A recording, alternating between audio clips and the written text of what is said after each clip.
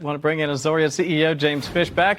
And listen, whenever the gas prices get lower, I think that's great for Americans. Let me share a graphic. People keep saying, are they really lower, Kevin? Yeah, they are actually lower. Look at the numbers.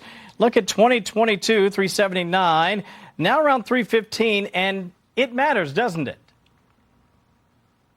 It absolutely matters, Kevin. This is part of President Trump's agenda to bring down prices. He's done it once again. And the truth is, everyone wants to talk about tariffs this, tariffs that. That is one part of the president's economic vision. When you drill more and more, when you do the exact opposite of what President Biden did for 4 years, you bring down energy costs, you bring down inflation, and you increase the all-in take-home income for American families. And listen, I think it's good to be a good steward of the money of this country, especially taxpayers. The president's been doing a good job of that so far. You can certainly argue that. Let me share an example. California now said to be looking for new funding, James, as it relates to their high-speed dreams. It goes this way, looking for new ways to finance a high-speed rail following the administration's decision to pull billions of dollars in federal funds from the project, including building solar farms on adjacent land to help power the train and sell excess energy to power data centers. Other potential revenue streams under consideration include selling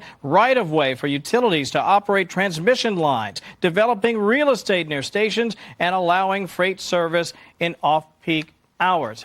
In my opinion, if you don't build it L.A. to San Francisco, I don't see what the point is. But any little thing we can do to hold people to account about how they spend federal dollars, to say nothing of state dollars, seems like a good idea.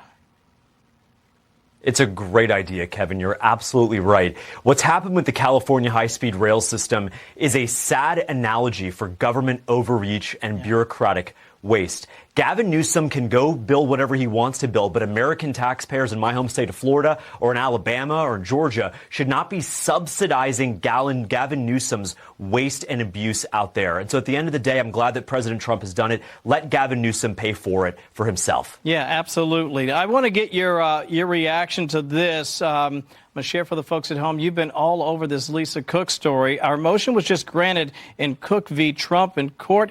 They accepted our emergency amicus brief where we explain why President Trump has both the legal right and the ethical duty to remove Lisa Cook from the Federal Reserve. You have been, I think, a real leader in this storyline. 20 seconds or so. How confident are you this will move forward?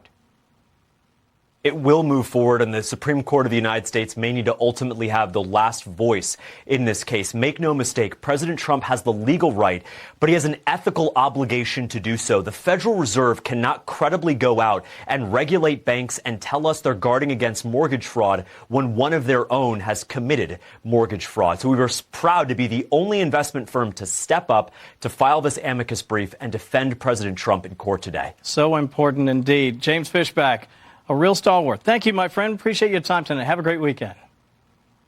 Thanks, Kevin.